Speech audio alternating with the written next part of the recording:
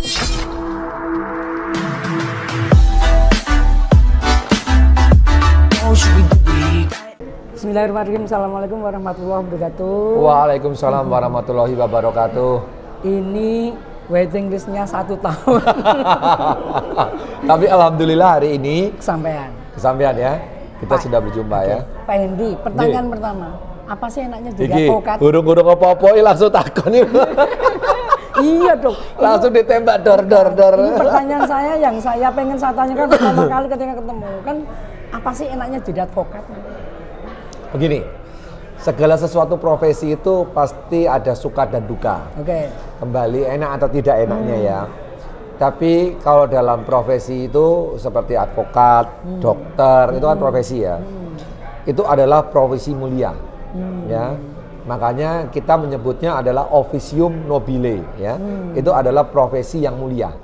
Nah, kenapa mulia? Karena kita ini bisa bermanfaat buat orang. Nah, kalau dokter, profesi dokter itu bermanfaatnya adalah terkait daripada kesehatan. Tapi kalau advokat itu profesinya bermanfaat terkait daripada hukum. Nah, disinilah kita memberikan pendampingan hukum, bantuan hukum ya kepada sesama kita, terutama yang membutuhkan ya. Nah, kalau kita bicara profesi, contoh begini, ada seseorang yang dia sekarat, sakit. Nah, pada saat di situ yang dinilai bahwa uang itu sudah tidak lagi menjadi satu penolong. Nah, tapi karena kelebihan daripada seseorang dokter, akhirnya dia sembuh. Oke. Di situ kan yang disembuhkan itu kan ada rasa hutang budi ya, ya kan? Ucapan syukur dan terima kasih kepada dokter tersebut melebihi daripada berapa yang dia bayarkan. Karena kalau nilai rupiah itu kan ada batas, ya kan?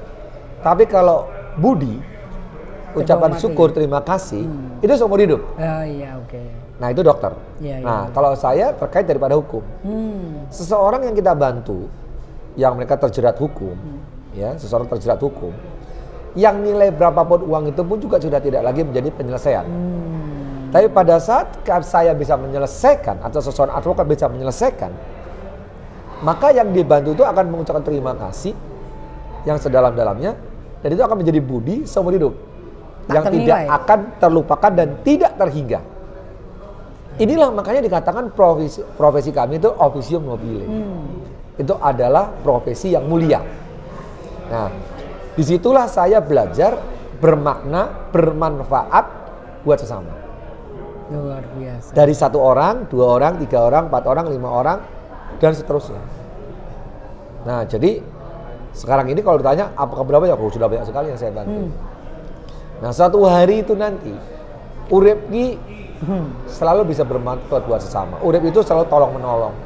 Suatu hari kalau yang sudah saya bantu itu saya minta bantu, pasti mereka akan membantu saya. Wah, ya. Karena hidup itu selalu saling membantu, saling membutuhkan ya. Jadi pasti nantinya suatu hari kita sama-sama bisa saling membantu. Dokternya 2. Ini gini, kenapa dokternya 2? Karena di saya bodoh. Saya zaman SD, SMP bodoh. Bodoh itu bukan berarti bodoh seumur hidup kan? Bodoh itu pasti ada alasannya. 1, lingkungan keluarga, kemampuan finansial, ya, lingkungan sekitar. Ini akan mempengaruhi tingkat kepandian seseorang. Seorang yang pandai tapi tidak punya kemampuan finansial, itu pun juga nanti tidak akan mencapai sekolahan yang maksimal. Lingkungan keluarga yang tidak baik, kurang mendukung, contohnya broken home, sosok keluarga yang orang tuanya bercerai, itu kan pasti akan mempengaruhi mental, fisik, dan kehidupan daripada seseorang anak tersebut. Mempengaruhi seseorang itu dalam kemampuan sekolahnya. Ya kan? Lingkungan sekitar. Contohnya kayak kita bermain dengan orang-orang yang tidak baik lingkungannya, sehingga akhirnya kita malas sekolah, malas belajar ya. Sehingga akhirnya prestasi yang didapatkan kurang memuaskan dalam sekolah. Nah, ini juga pengaruh. Nah, kalau ditanya di saya, pengaruh mana yang terjadi pada saat saya kecil? Pengaruh keluarga, orang tua saya bercerai. Pengaruh lingkungan, Karena orang tua bercerai, akhirnya lingkungan saya itu yang tidak baik. Finansial, terganggunya finansial. Ini tiga-tiganya itu menimpa saya semua. Sehingga saya tidak bisa mendapatkan fasilitas sekolah yang baik. Nah, karena lingkungan saya tidak benar, maka setiap hari saya berantem aja. Pukul-pukulan, balapan motor, kehidupan. Oh iya, karena yang ketiga ini masalah finansial. Karena keterbatasan finansial yang sangat, sehingga akhirnya saya harus mencari uang untuk mencukupi sekolah saya. Jadi dari SMP kelas 2 itu saya sudah kos, sudah hidup sendiri, dan sudah mencari uang sendiri. Untuk mencukupi kehidupan, terutama kepada sekolah. Nah, maka daripada itu, disinilah namanya saya merasa di hutan belantara, saya harus kuat, saya harus jadi orang. Kalau tidak, saya ya pasti dimakan sama binatang-binatang buas, tanda kutip ya. Karena saya kan di hutan itu, masih kecil lagi umurnya, boleh duit dewe kan. Nah, jadi dari SMP itu saya sudah bekerja. Dokternya dua ini di bidang yang sama atau beda? Sama, sebetulnya kaitannya dengan hukum. Tapi disertasi saya yang pertama itu terkait daripada politik yang di UNS. Ya. Saya IPK saya 39,4, ya kan? Kumlaut. Dia kemelut. Iya toh, kebetulan, ya kan? Enggak kebetulan itu. Itu kalau bukan Pak Hendy juga belum tentu bisa kayak gitu. Ya, enggak kebetulan di itu. Di negeri itu lagi kan. Ya, UNS lagi. Ya, 39,4. Kalau yang di Borobudur di swasta di Jakarta itu terkait daripada hukum pidana. Pidana. Ya, jadi berbeda disertasinya. Nah, kalau yang di Borobudur 39,8. Ya, jadi dua-duanya semuanya cum laude, ya. Kalau S3 dokter itu kan apa ya? Orang kecenderungan itu kan dosen. Nah, ini gimana untuk Pak Hendy? Gini, memang saya sudah diminta karena saya dilihat mampu, ada kemampuan untuk memberikan sumbangsih terkait daripada pendidikan, ya. Memberikan pengalaman dalam kehidupan terkait daripada hukumnya, pendidikannya, ya, akademisinya. Nah, saya diminta ini ada potensi untuk jadi profesor. Iya. Ya. Tinggal ngumpul-ngumpul aja. Ya, makanya. Nah, ini apakah saya ada niat? Ada. Cuma sekarang saya mengatur waktu saya karena waktu saya ini kan agak padat sekali. Terkait persiapan dari 2024 Februari tanggal 14 kan. Jadi hampir waktu saya banyak tersita di sana. Ya, jadi akhirnya saya menunda terlebih dahulu untuk mengajar sampai nanti selesainya 14 Februari 2024. Nah, setelah itu nanti saya akan siapkan waktu untuk mengajar. Mengajar itu memberikan jadi dosen itu satu perbuatan yang mulia juga. Ya kan? Jadi amanah ilmu yang kita dapatkan, Allah memberikan kita satu pengetahuan yang lebih terkait daripada pengetahuan. Kita juga harus memberikan kepada sesama kita. Luar biasa. Lewat mengajar, ya kan? Jadi kan bermanfaat itu banyak. Kalau sekarang saya bermanfaat selain hukum, terus dalam politik saya bermanfaat, saya memberikan contoh kepada caleg-caleg lain bahwa kamu kalau jadi caleg itu jangan caleg dadakan, jangan caleg karbitan, sing teko ngomong terakhir, ya toh, bagi ke janji, bagi ke amplop minggat kan gitu kan. Saya memberikan satu pola bentuk supaya sekarang ini terbentuklah satu pola. Sehingga nanti kalau ada caleg yang datang dadakan, pasti masyarakat sudah bandingkan langsung dengan saya. Lah kowe kok karo Pak Hendy ado ya. Pak Hendy itu bermanfaat gawe iki. Oke, apa sih mbok gawe? Mung janji kotong yang bagi ki amplop. Nah, itu nanti akan terbentuk. Karena saya bekerja di politik ini bermanfaat buat rakyat dari 2019, 2020, 2021 sampai 2022, 2023. Saya terus bermanfaat. Pak Hendy ini kan di dalam beberapa media mengatakan pokoknya di daerah pilihannya Solo, Boyolali, Klaten, Sukoharjo. Ya. Ini boleh kalau ada yang bermasalah memberikan apa istilahnya? Bantuan hukum gratis. Gimana itu? Jadi gini, saya menyadari bahwa pengetahuan terkait daripada hukum sangat minim di masyarakat. Sangat minim sekali. Benar. Ya. Yang kedua, kalau ada pun pengetahuan yang cukup untuk mencari keadilan ini dirasa kurang.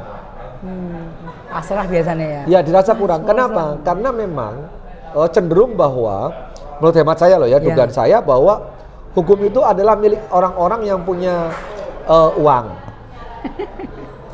Hukum itu adalah milik orang-orang yang punya kekuasaan. Oke. Ya, Jadi kalau punya kekuasaan, dekat dengan kekuasaan. Jadi punya kekuasaan, dekat dengan kekuasaan, ya punya uang, itu potensinya adalah pasti akan menguasai hukum. Ya. Nah, otomatis rakyat di bawah tidak akan dekat dengan kekuasaan. Tidak punya kemampuan finansial yang baik. Iya kan? Iya. Kalau ngomongane kangelan, ya. ya kan? Pada saat dia menimpa hukum, terjerat akan hukum, maka dia tidak akan mendapatkan keadilan yang hakiki, keadilan yang seutuhnya. Sangat sulit. Selalu jadi korban. Sing bener, orang duwe duit, orang duwe channel, orang duwe konco, tanda kutip. Bagaimana mendapatkan keadilan yang hakiki? Itu sangat sulit. Saya pernah membantu seseorang masyarakat ya. Korban jelas. Pada saat itu, pada saat saya belum memegang perkaranya, sulit berproses di kepolisian. Ini oknum ya, bukan kepolisian tapi oknum. Dulu ini, mudah-mudahan ini tidak. Insya Allah mudah tidak. Nah, pada saat itu emang tidak bisa jalan perkaranya. Setelah saya pegang perkaranya jalan. Nah, akhirnya nilai tersangka. Dengan jelas pada saat itu seseorang oknum pejabat mengatakan dalam media bahwa dua bukti permulaannya sudah cukup, maka dinaikkan tersangka. Nah, saya tanya lagi, media menanyakan penangkapannya kapan Pak? Segera. Nah, tapi beberapa hari kemudian diberhentikan perkaranya. Karena diduga ada hengki-pengki, karena dia itu meminta tolong kepada seorang pengusaha yang besar di wilayah tersebut, selanjutnya langsung menemui pimpinan di Jakarta. Wah. Nah, selanjutnya perkara ini di SP3 diberhentikan. Setelah diberhentikan, malah dia diperkarakan. Waduh. Malah masuk penjara. Jadi terbalik begitu ya? Terbalik. Nah, hal kayak gini itu apakah di negeri Konoha ini banyak terjadi? Aduh. Banyak ya? Sangat banyak sekali. Dan itu bukan menjadi rahasia lagi. Semua umum sudah mengetahui. Nah, beginilah sangat kesulitannya pada saat mencari kebenaran keadilan di negeri Konoha.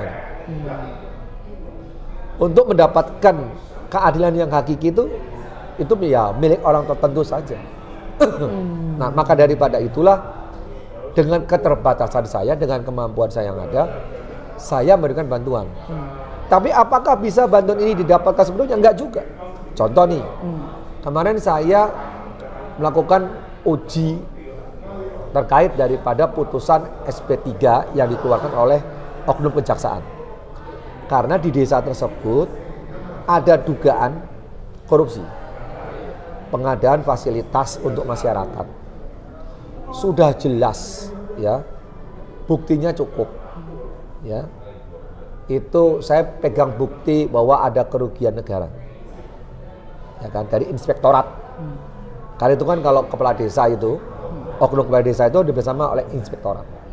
Jadi masyarakat mengadukan pengaduan adanya kerugian, inspektorat turun. Nah, setelah turun ditemukan ada kerugian, jelas. Dari situ kami masyarakat mengadu ke kejaksaan, ya kan. Di kejaksaan pun diperiksa. Sudah jelas ada kerugian negara. Tapi setelah 6 bulan kemudian, berapa bulan kemudian, diterbitkan SP3 lagi. Nah, SP3 inilah yang saya uji kemarin di pengadilan melalui pra-peradilan. Yang didapatkan boleh tolak. Jadi putusannya itu pertimbangannya bahwa kerugian negara sudah dikembalikan. Pertanyaan saya, kalau begitu caranya ke depan nanti, bagaimana undang-undang tipikor? Jadi kalau orang yang sekarang melakukan korupsi, merugikan negara, ketahuan, diperiksa oleh kejaksaan, udah gitu uangnya dikembalikan, selesai. Padahal kan tidak seperti itu. Kan undang-undang tipikor tidak seperti kayak begitu. Ya. Perbuatan sudah terjadi, walaupun nantinya kerugian itu sudah dikembalikan kepada negara. Yaitu nanti menjadi pertimbangan hakim dalam memberikan putusan hukumannya lebih ringan, kan begitu ya? Bukan bebas. Bukan memberhentikan perkara ini. Saya tidak paham hukum di sini itu. Jadi Kalau saya lihat dalam kronologisnya, itu uang sudah dikembalikan. Kerugian itu sudah dikembalikan. Nah, karena sudah dikembalikan tidak ada kerugian negara, maka diberhentikan. Ini baru ini. Ini baru dan terjadinya di Kabupaten Klaten. Klaten ya. Tadinya saya akan memberikan satu contoh bahwa ke depan nanti jangan lagi ada pimpinan-pimpinan desa atau siapapun juga lah yang seperti itu yang melakukan korupsi merugikan masyarakat. Sekarang permasalahannya dana negara sudah keluar, fasilitas yang akan dibuat itu sampai hari ini mangkrak. Kerugian itu bukan kerugian downspec daripada pembangunan tersebut, bukan, tapi all totally karena mangkrak sampai hari ini. Karena dana anggaran sudah keluar yang seharusnya jadi ini ya harusnya jadi fasilitas buat masyarakat. Nah, hari ini mangkrak. Kerugian total dong, total loss itu. Tapi dari total loss ini tidak bisa dipandang bahwa ini ada kerugian total loss. Ya. Ditambah lagi downgrade spek itu sudah terbukti. Jadi spek yang harusnya besinya berapa dikurangi itu ada. Nah, kerugian itulah, selisih itu dibayarkan oleh oknum kepala desa ini. Setelah konangan ketahuan, dilakukan pemeriksaan dari inspektorat dan kejaksaan, nah dibalikan dana itu, dikembalikan kerugian selisihnya. Selisih ini kembalikan. Loh, kan ini sudah ada downgrade spek dari spek yang memang sudah dari awal ditentukan, kan pidananya sudah ada. Nah, walaupun dia mengembalikan, seharusnya tetap proses permasalahan ini berlanjut kepada pengadilan. Iya kan? Bukan diberhentikan. Nanti biarlah pengadilan itu yang memutuskan apakah bersalah atau tidak. Seorang polisi, penyidik, tugasnya apa? Melakukan penyelidikan dan penyidikan. Seorang jaksa, apa sih fungsinya? Melakukan penuntutan. Ya kan?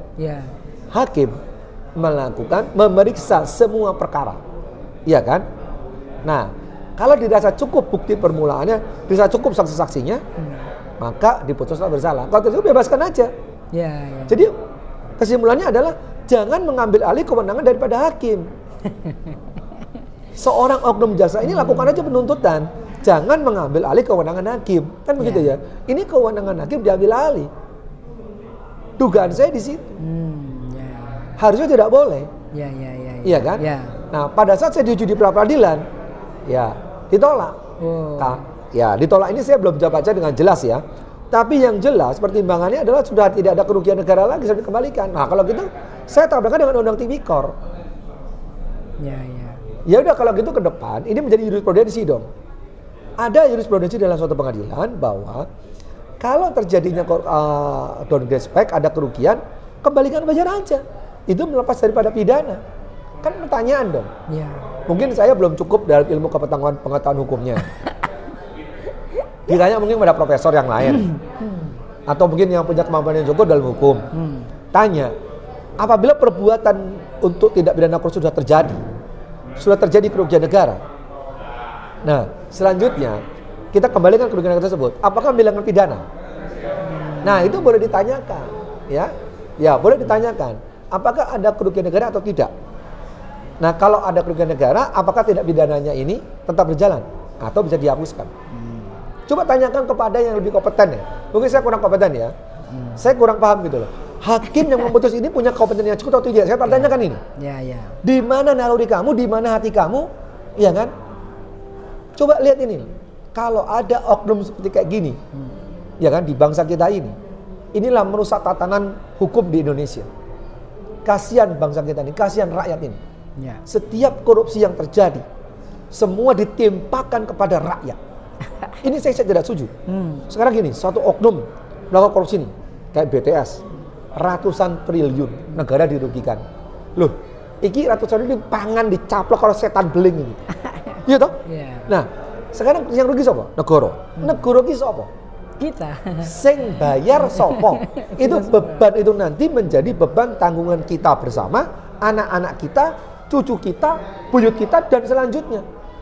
Coba dihitung, berapa hutang negara dibagi rakyat Indonesia. Nek kabeh kon bayar utange, sak wong kuwi kebagian piro? Kuwi anak yang lahir pun sudah punya beban hutang terhadap negara. Ya. Nah, mau sampai kapan bangsa kita ini terus-menerus yang seperti manusia-manusia kayak begini nih, ya, dipiara. Lah nek menungso jahanam kayak gini dipiara. Lah terus piye? Semakin hari negara semakin bobrok. Kapal gede nek bolong. Ya. Orang segede-gede cilik wae. Yo tenggelam kok. Tenggelam. Iki bolong sak gedul-gedul ngene wakeh. Ya. Yo kecemplung, jebur. Tenggelam. Nah, manusia-manusia kayak ginilah yang harusnya dipulangkan ke rahmatullah. Iya kan? Iya. Nah, sekarang penegak-penegak hukumnya, 4 pilar penegak hukum, jaksa, hakim, jaksa, hakim, polisi, pengacara. Tolonglah. Di mana hati nuranimu kepada bangsa ini gitu, kepada rakyat, kepada anak cucu kita. Iki loh, ono kerugian yang besar di satu desa di Klaten. Kui fasilitasnya mangkrak. Duit wis metu ratusan juta. Iki lho, all total loss. Iki lho, duit negara mau diapakan? Bukan yang diganti itu spek yang di downgrade, kui dibalikin kalau oknum kepala desa. Aku rasa piro? Ya. Puluhan juta sebentar wi. Selesai. Pak desa sudah. Iya toh? Katanya. Lah katanya konon di negeri Konoha ini dari kepala desa kudu 2 miliar, kudu 500 juta. Nah berarti kalau nggak ada sumber keuangan yang cukup atau sumber pendapatan yang cukup, siapa mau jadi kepala desa kan gitu kan? Ya kan? Yeah. Orang berbondong-bondong loh. Nah, jadi ini sekarang itu iki kon ngombe ora sampe dulu nanti dulu. Ngapain? Nah, iki biasa. Mobil kayak bensin sih. Nah, jadi saya itu sangat prihatin di negeri Konoha ini. Ya. Hakim tidak bisa menempatkan diri dengan baik di Klaten ini.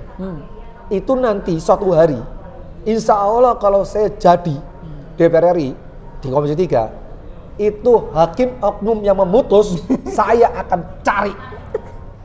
Ya, insya Allah ya, hakim yang tidak adil ini, yang saya duga tidak adil ini, tidak pro rakyat, tak pindah ning ujung paling ujung. Solo Raya, Solo, Klaten, Boyolali, Sukoharjo membutuhkan hakim yang membela kebenaran dan keadilan buat rakyat. Oke. Bukan hanya iki lho Forkopimda, Pret. Karena Forkopimda ini kan ngumpul, mangan bareng. Iya toh? Mangan bareng toh? Nah, akhirnya kan akrab. Saling ngewangi. Yo, kemungkinan ya patut diduga ya kan. Bagi-bagilah. Iya toh? Nek ono apa-apa kok diwangi. Ngono toh? Negeri Konoha lho. Ya, di negeri Konoha itu jelas.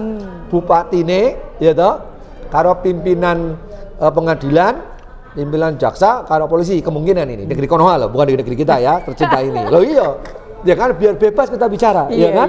Iya kan? Tidak menyebut ya? Tidak menyebut, ya kan? Negeri Konoha ini. Ini Forkopimda, akrab makan bersama, dulur, bagi-bagi. Lah, nanti ada apa? Ini masalah ini ojo. Oh siap Pak Bub, siap Bubuk, siap. Ya kan? Pak Jaksa, siap. Nah, ini kong kali kong kan? Nah, bagaimana kalau sudah mereka ini kong kali kong?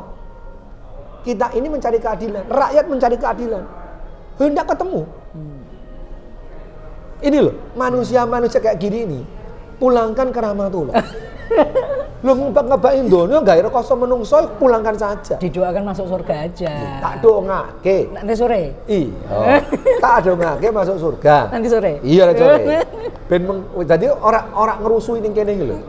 Karena saya ini sekarang menginginkan 4 wilayah saya ini ya betul-betul berubah. Dengan adanya insya Allah nanti dengan adanya saya jadi di Komisi 3, seenggak-enggaknya ya saya akan menjaga pilar hukum ini. Agar betul-betul mencari kebenaran dan keadilan, ya kan? Jadi ini orang beres, ojo lali, aku akan teko ning Polres. Ojo lali. Kalau saya melihat bukti permulaan yang cukup, terjadi tidak keadilan, tak diatangi, tak omprok. Saya gue meredam saya. Makanan kesukaannya apa sih? Masukkan deh kambing, nabrak terus iki kene. Kambing. Sate, Ngleng. Semua. Iya, som-som pangan. Usianya berapa? Hah? Jangan melihat, saya usianya masih muda 17 tahun. Oh, podo aku berarti. Loh. Kenapa ini, kok itu? Hah? Kenapa kok itu kambing? Kesukaan saya kambing. Saya kesukaannya kambing. Dari semua daging yang saya suka kambing. Iya kan? Kesukaan kambing. Kambing itu sehat sebetulnya. Oh iya, betul. Kambing itu sehat kalau tidak dimakan dengan gula. Nah, kalau ada gulanya ya kuwi dadi masalah. Rungokno kuwi. Ya kan? Jadi kalau daging itu bagus. Paling bagus kambing. Kenapa saya suka kambing? Karena kambing kalau makan itu mama biak. Dia kambing itu kalau makan itu dikunyah dulu. Bolak-balik. Terus makannya rumput. Sehat bersih. Ya? Sehat. Kambing itu bersih. Sehat. Ya kan? Tapi kalau yang lainnya, wah asal telan-telan kayak panganan yang kotor kan nggak bagus juga. Iya. Iya kan? Masuk. Saya suka kambing, masuk kan? Cuman kambing kalau dimakan dengan gula, Masalah. nasi yang banyak, semua manis-manis ya jadi masalah. Ya, dan ada jeruannya masuk. Jangan. Ya. Pak Endi, Yeah. beberapa waktu ini kan dapat gelar keraton. Nah, gimana bisa diceritakan? Jadi sebetulnya gini, gelar keraton itu sebenarnya sudah banyak saya. Dari dulu itu kerat dulu ya. Kanjeng Raden. Kerat dulu, KRT. Itu zaman saya masih muda itu. KRT. Jadi musik pitulas. Oh iya, ya kan pitulas muda itu kan kadang-kadang rolas. Jadi kerat dulu, KRT, terus KRAT. Kalau tidak salah KRT, KRAT, terus KP kan gitu kan. Terus sekarang KPA, mentok sudah. Ada satu lagi sebelum kerat itu ada lagi saya. Jadi ada satu lagi, terus KRT, KRAT, baru KP. Ada 4 kali naik lah. Ini yang kelima kali. Nah, jadi KPA itu adalah gelar kalau menurut informasi saya itu yang paling tinggi, sudah mentok. Ya. Jadi alhamdulillah didapatkan sebelum saya jadi DPR RI ya 2024 kan. Jadi ada ikatan dengan Keraton Surakarta ya. Ya kemarin pesannya sih nanti kalau sudah jadi ojo lali. Terus yang kedua, bantulah kami terkait daripada hukum gitu ya. Nah karena memang kita tahu semua lah bahwa di Keraton Solo ini kan terjadi permasalahan hukum kan. Jadi saya diharapkan bisa memediasikan, mendamaikan. Ya kan, pada intinya saya tidak berpihak kepada siapapun juga, saya berpihak kepada kebenaran, saya berpihak kepada terkait daripada undang-undangnya. Jadi kalau undang-undangnya mana yang saya harus bela itu saya bela. Tapi kalau kepentingan suku, kepentingan grup, politik, saya nggak mau urusan. Yang benar saya bela. Yang tidak benar saya sikat. Karena saya nggak punya kepentingan. Saya tidak punya kepentingan. Iya kan? Yo ora gitu. Seperti di Boyolali saya melakukan pergerakan, ya frontal saya frontal, ora ono urusan. Tak lawan. Hierarki, oligarki, penjajah, intimidasi tak lawan. Oh, saya ini kan diomong wong yang Boyolali kowe ora dikai suara, dirusak suarane. Bahkan saya mengadakan kegiatan pun di mana-mana dilarang loh, sama sang penguasa. Saya tidak pernah mundur kok. Kenapa kok berani banget? Hah? Loh, urip kuwi ana sing ngatur. Urip kuwi ana Gusti Allah. Gusti Allah iki mboten sare. Hah? Gusti Allah iki mboten sare. Hah? Lah, belum pernah ada wong ngedan kok ngene iki katane. Makanya wong ning Boyolali ngomong iki endi urat putusnya wis putus. Iya kan? Tak lawan terus. Nah, karena perlawanan kami sehingga akhirnya sekarang wis mulai itu. Waduh. Udah mulai orang berani bicara. Wah, viral ASN dan lain-lain. Saya ngomong sama ASN, ASN yang butuh bantuan hukum, perlindungan terhadap penguasa, ngomong sama saya, tak lindungi. Oh, Jawa wedi. Hah? Ngomong demi kebenaran keadilan karena ini harus dirobohkan. Kenapa? Agar ke depan nanti anak cucu kita ini sudah lagi tidak terintimidasi. Tidak ada lagi jadi ASN yang bayar. Tidak ada lagi urun-temurun duit A, B, C, D, E. ASN ini gajinya piro? Hah? Merinding ya? Iya toh? Merinding ya? Oh, kon dukung paslon. Katanya konon kon dukung paslon jalui duit. Saya cuma bocor ae ngakak aku iki. Hah? Iya kan? Tapi pernah dengar sendiri kayak gitu. Oh iya. Makanya aku ngomong, manggis waktu ini kue wes pensiun. Manggis. Manggis pensiono. Kue nerak pensiun mlebu penjara kok. Tak kandhani. Dan bahkan saya memantau sudah masuk laporan di KPK. Saya sendiri juga dengar sih. Nah, Dan itu benar dipindah sampai ke Wonosegoro sana. lah iya, dipindah ke Wonosegoro, dipindah ke mana-mana kan gitu kan. Dipindah jadi kepala makam bara. Nah, Saya dengar kan? Dengar. Nah, wis wayahe, inget lho ya, kowe karmamu ya, eling lho. Iki ana ning wilayah lain kaya ngene, tak lawan saiki stroke. Hati-hati. Hah? Sing mbok lawan iki rakyat. Ya. Stroke. Ngopo apa? Kowe ngumpulke sak ngono akeh, mbok kumpul-kumpulke, ya to, delele stroke. Ngopo uripmu? Hari stroke, mbok iki nggo, manggis nek diteruske, stroke ning penjara. Kan mesake. Kowe stroke ning penjara. Wis ngono kowe engko bakal dihakimi kalau people power Boyolali. Rakyat bangkit. Rakyat bangkit. Hati-hati. Hebatmu kaya apa? Nek kekuatan rakyat tidak ada yang bisa lawan. Diobong tak malah. Jadi wis mendingan sadaro, wis mandeko, ben saiki berikan kebebasan buat rakyat.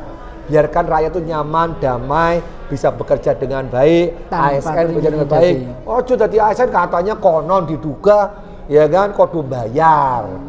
Paslon kudu bayar. Ono patungan iki, patungan kono. Dagelan. Nek ora milih engko dipindah. Nek ora boleh suara engko dipindah. Wis lakuin dagelan, dagelane munyuk. Munyuk. Pak Henry, harapannya apa nanti 2024? Pak Henry sendiri. Saya cuma gini, saya tidak punya kepentingan seorang calon wakil rakyat. Ya, wakil rakyat itu adalah jenenge wakil loh. Wakil rakyat, bosnya kan rakyat. Oh iya, iki bener iki. Ini kene iki mau babune rakyat. Makanya nih ono anggota DPR dia kemakinan. Ih bodoh. Goblok andane. Wong kuwi jabatane mau wakil rakyat kemaken. Hah? Wakil rakyat kemaken. Toko-toko ngene.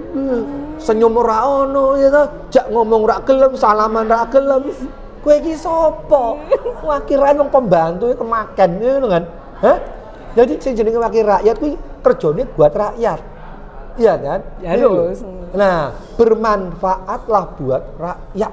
Iki jenenge iso ngomong bermanfaat itu udah kakaknya level 9. Wah. Profesor. Nah, amin ya kan. Bermanfaat buat rakyat. Urip kuwi urip. Nek ora urip ora sah urip. Iya loh. Ini kan kudunya profesor ini. Enggak pengen honoris causa. Saya nggak mau hasil, saya maunya profesor yang murni. Nek hasil mau dikei tok, mau dikei tok, ya toh. Nggo apa dikei tok wis rasa nganggo duit iso. Hasil itu kan dugaan saya dikasih. Tidak melalui proses yang baik dan benar kan gitu kan? Iya. Nah, ya memang iya. Lah iya, bermanfaat dulu. Ya kan, jadi dosen yang baik, memberi pengetahuan ilmu hukum yang cukup, ya kan, sehingga ilmu kita dapatkan ini bisa berguna buat penerus bangsa kita, kan gitu kan, iya kan. Ya. Nah setelah itu bermanfaat dalam sosial, ya kan, membantu banyak orang, kan gitu ya, bermanfaat. Lah nek urip ora bermanfaat cuma mlebu surga ya ora iso. Surgane swasta. Nah iya, Pak Henry, jelas lah gue. Closing statement. Ya. Silakan. Baik, jadi gini, intinya saya nanti 2024 insya Allah jadi DPR RI atau tidak jadi DPR RI, tetap saya sudah menyelesaikan tugas saya sebagai manusia. Bermanfaat buat sesama, memberi, ya. Nah, itu sudah dirasakan oleh semua masyarakat. Selama saya bermanfaat, selama saya memberi, tidak ada kaitan dengan pemilihan saya 2024. Tidak ada. Karena kalau ada kaitannya, maka ini tidak barokah.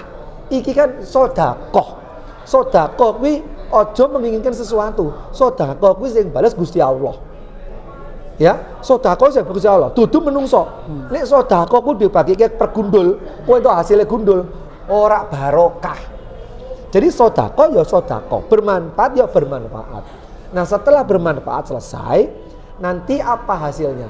Allah akan memberikan kepada kita rezeki yang cukup, bahkan berlimpah, jabatan. keselamatan, kesehatan, umur, gitu. Nah, jadi yang memberikan jabatan saya DPR ini siapa? Allah. Kenapa sih diberikan? Karena sedekah, karena bermanfaat, gitu kan. Dudu saya gini, saya membantu orang memberikan kaki palsu. Regane piro? 7 yuta. Berharap 1 gundul. Yo larang no, Bos. Gundul kok 7 yuta. Iya toh? Salah itu. Jadi tetaplah bermanfaat. Jadi maksud saya adalah jadi manusia itu utamakan dulu bermanfaat. Utamakan dulu sedekah, utamakan dulu ya memberi kepada sesama kita. Itu dulu. Sisanya rezeki, sisanya jabatan, kesehatan, umur Allah yang memberikan. Luar biasa. Tak doakan semoga benar-benar ada di Senayan. Insya Allah, Luar amin, biasa. amin. Nanti habis dari Senayan kita podcast lagi dalam. Iya. Jadi nanti saya akan buktikan bahwa kalau sudah bermanfaat maka Gusti Allah boten sare memberikan yang terbaik kepada kita. Nah, itu saya akan buktikan. Mudah-mudahan bermanfaat teman-teman. Assalamualaikum warahmatullahi wabarakatuh. Waalaikumsalam warahmatullahi wabarakatuh. Salam. Ye, matur sembah nuwun. Ya, Luar biasa.